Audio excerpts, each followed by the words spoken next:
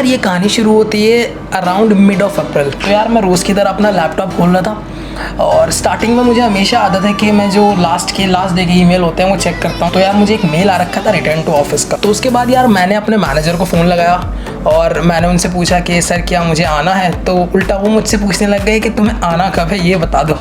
तो मैंने बोला sir I need at least 1 month to get prepare for relocation. अब यार ये वीडियो एक व्लॉग नहीं बल्कि एक पूरी कहानी होने वाली। स्टेप बाय स्टेप तुमको बताता चलूंगा क्या क्या मुश्किलें क्या क्या चीज़ तुम्हें चाहिए होती हैं जब तुम रिलोकेट कर रहे होते हो as a software engineer from one city to another city, I mean from your home town. तो चलो करते हैं स्टार्ट फिर इस व्लॉग को, software engineer return to office.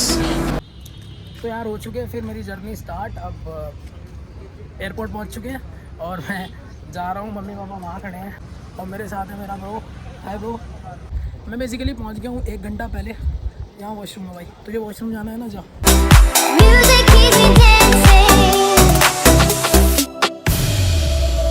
तो यार जब तुम वर्क फ्रॉम ऑफिस स्टार्ट करने वाले होते हो तो किसी भी कंपनी के लिए तुम्हें उसके ऑफिस जाना पड़ता है। बेसिकली अपने सिटी से, अपने होम टाउन से रिलोकेट करना पड़ता है जहाँ पे उस पर्टिकुलर कंपनी का ऑफिस। अब यार जब तुम रिलोकेट कर रहे होते हो किसी न्यू सिटी में तो यार काफ़ी सारी चीज़ें हैं जो तुमको देखनी पड़ती हैं। तुम्हारे कपड़े, तुम्हारे शूज़, तुम्हारी एसेसरीज़, तुम्हारे सजने संवरने का सामान और भी बहुत कुछ चाहिए होता है। तो यार अपने घर से मैं निकला सुबह 8 बजे। बेसिकली मेरी 3 बजे की फ़्लाइट थी तो मुझे 1 बजे देहरादून एयरपोर्ट पे चेक इन करना था और चलो देखते हैं फिर। सुबह 9 बजे मैं निकला था घर से अपने और अभी बजे हैं 11:21। 1 बजे मैं चेक इन करूँगा अंदर और इसके अलावा 3 बजे मेरी फ़्लाइट टेक ऑफ करेगी। 2 से 3 घंटे मुझे लग गए देहरादून के एयरपोर्ट पहुँचने। अब यार पूरे 12 साल बाद मैं फ़्लाइट में बैठने वाला था और अराउंड 2012 और 2013 में मैं लास्ट टाइम फ़्लाइट में बैठा था जब मैं सऊदी अरब से आया था। Basically I was born in India and I was bought up in Saudi Arabia. तो वो एक अलग कहानी है, वो किसी और ब्लॉग में बताऊँगा, किसी और स्टोरी में। अब मेरी जो एयरलाइंस थी वो विस्तारा एयरलाइंस थी। जब मैं लगेज दे रहा था उन लोगों को तो लगेज बेसिकली जो बैगेज होता है वो 15 किलो ही अलाउड होता है, बट मेरा हो रहा था अराउंड 22 और 23। 2010 में मैं सऊदी अरब से जब आया था, नहीं एक्चुअली 2012 में जब मैं आया था, तो 2012 में मैं दिल्ली एयरपोर्ट पे आया था। तो मैंने एयरपोर्ट देखा दिल्ली से तो काफ़ी मतलब छोटा एयरपोर्ट है ये। दिल्ली का तो खैर इंटरनेशनल एयरपोर्ट है, ये तो डोमेस्टिक एयरपोर्ट है। 2012 के बाद मैं फ़र्स्ट टाइम फ़्लाइट में बैठने वाला हूँ। 2012 में मैं यार फ़्लाइट में बैठा था जब मैं सऊदी अरब से आया था। Basically I was born in India but I was bought up in Saudi Arabia. तो हालांकि वो एक अलग स्टोरी है, मैं किसी और ब्लॉग में बताऊंगा कि वो एक्चुअली स्टोरी क्या है। तो यार अभी टाइम हो रहा है 11:27 और 1 बजे मैं सोच रहा हूँ चेक इन कर लूँ क्योंकि 3 बजे की मेरी फ़्लाइट है। तो सोच रहा हूँ कि 2 घंटे पहले एटलीस्ट मैं चेक इन कर लूँ, उसके बाद मैं भेज दूँगा मम्मी को और पापा को। हाँ तुम मुझे मिस करेगा भूख लग रही है तुझे? भूख लग रही है? इसको दिलाने जा रहा हूँ मैं समोसा। इसको भूख लगी थी, हालांकि मैंने इसको कोल्ड ड्रिंक तो दिला दी थी बट अब ये बोलता है कि कैंटीन से समोसा दिला के दो, तो देखता हूँ समोसा दिला के देता हूँ। वैसे अब तो मार्केट और अब तो सोएगा किसके पास है? किसके पास सोएगा? अकेला? अब ये बोल रहा है अकेला सोएगा। तो समोसा पेटीज होगी, समोसा पेटीज, समोसा कितना है?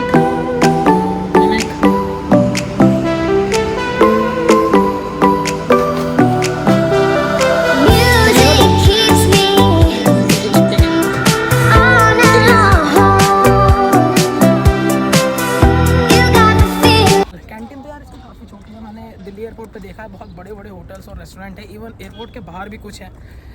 2012 में तो थे, कब मुझे पता नहीं एग्जैक्टली, बट 2012 में तो थे। 12-13 साल पुरानी बात हो गई है वो। मुंबई जाके यार मैंने 3 डेज़ का होटल लिया हुआ है। 3 days I will be living in a hotel, with in that I will be searching for my flat और पीजी। तो बाकी देखते हैं क्या होता है।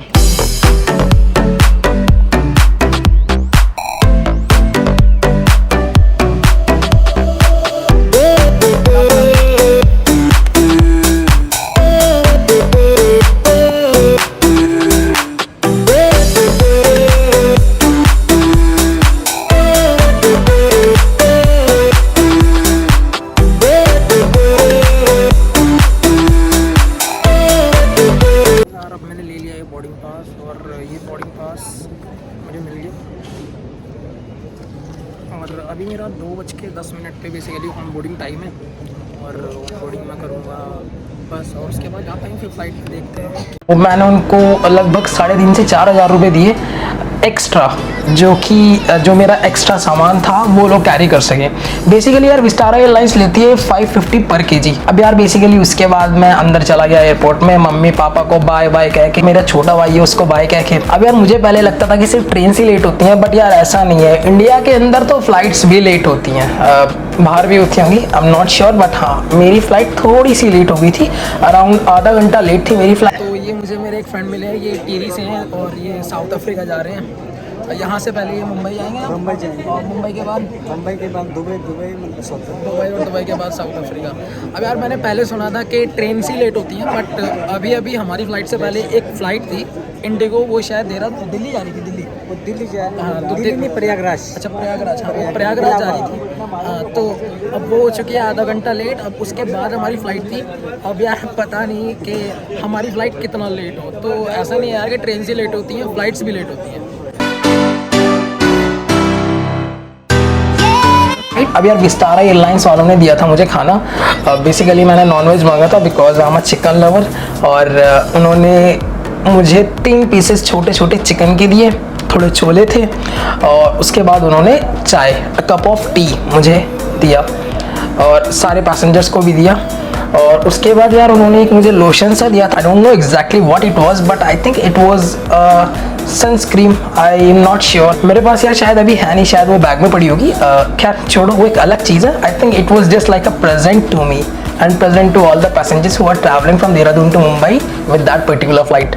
अब यार अराउंड 5:30 और 6 बजे मैं हो गया मुंबई एयरपोर्ट पे लैंड। मुझे तो भाई बहुत भूख लगी थी। वो जो 3 पीसेज इन्होंने दिए थे उस फ्लाइट में, मेरा उनसे पेट नहीं भरा था, मुझे बहुत भूख लगी थी यार। मैं एयरपोर्ट के अंदर ही मैंने लिया एक पराठा और एक चाय पी, बट हाँ उसका मैंने बिल ले लिया, क्योंकि ये जितना भी मैं खर्चा कर रहा हूँ, जितनी भी मैं चीज़ें ले रहा हूँ, खा रहा हूँ, पी रहा हूँ, इस सब का मुझे रीइंबर्समेंट लेना है कंपनी से। मेरी कंपनी मुझे इसका जो पैसा है वो रीइंबर्स करेगी। अब बज रहे हैं 6 और मैं लैंड हो गया हूँ मुंबई में। जो फ्लाइट का टेक ऑफ था वो तो साला काफ़ी मतलब बहुत ख़तरनाक सा था, बट जो लैंडिंग थी वो काफ़ी स्मूथ थी।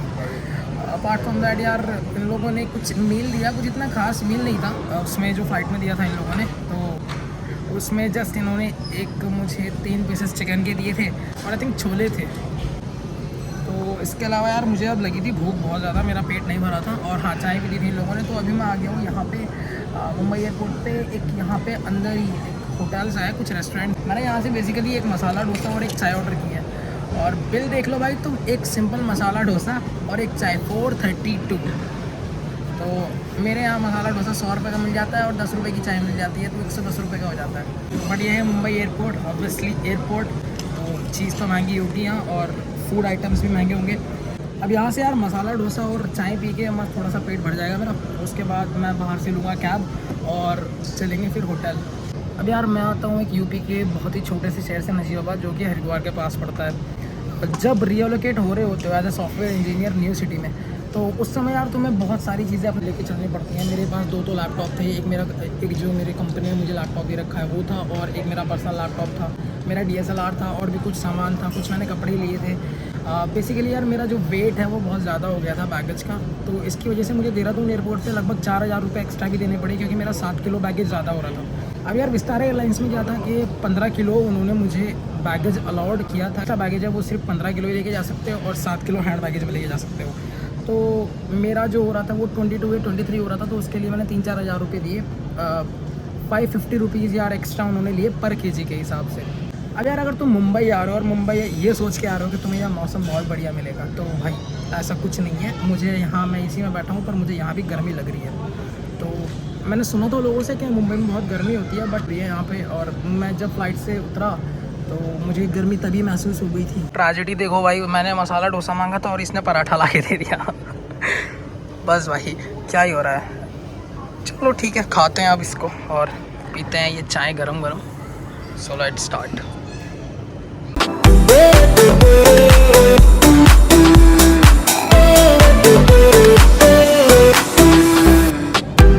आई थिंक नेस्कैफे की चाय है ये। वो चाय होती है जो मशीन में बनती है बेसिकली, बट ठीक है।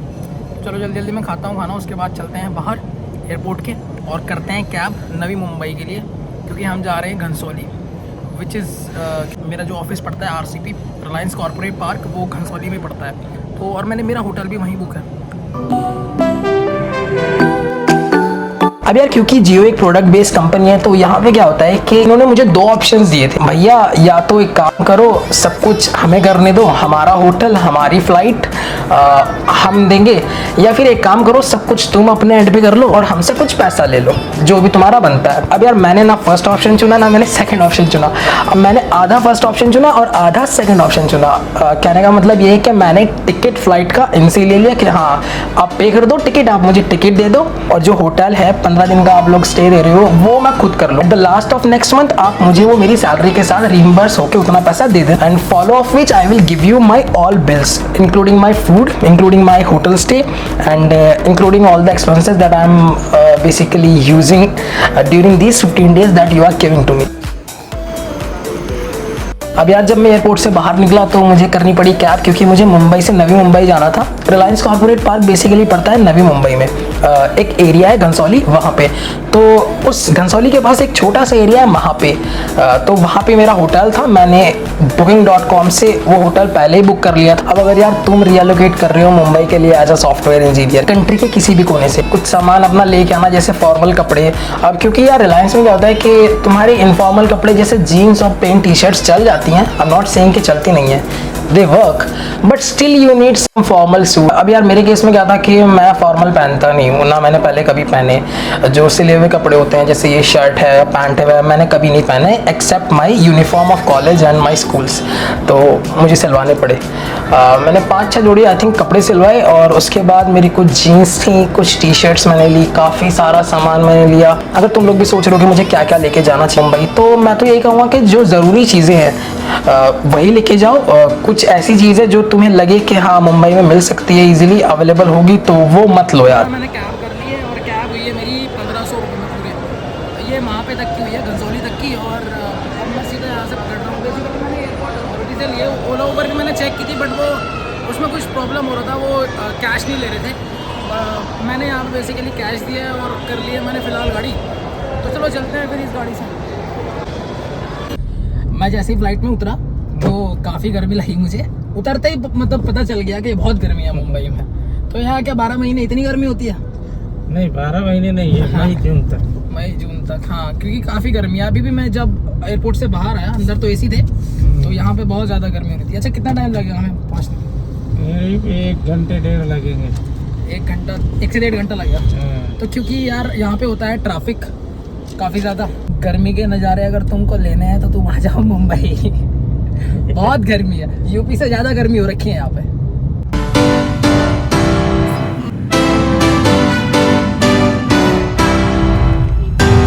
तो यार ये इस चैनल पे मैंने अपना पहला ब्लॉग शूट करने की कोशिश की। आई होप तुम्हें अच्छा लगा होगा। बाकी यार कुछ चीज़ें हैं, जब हम रियलोकेट होते हैं घर की थोड़ी बहुत याद आती है।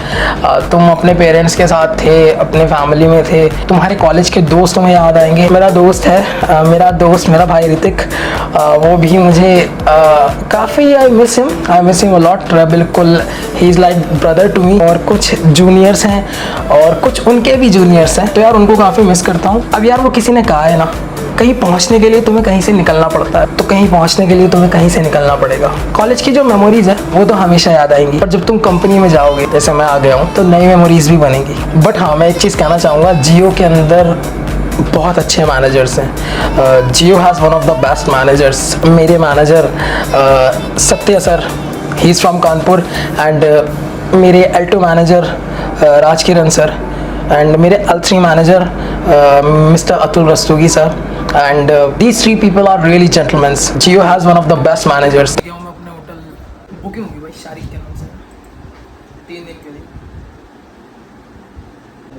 कितने दिन के लिए? हाँ कितने दिन के लिए? 3 दिन के लिए।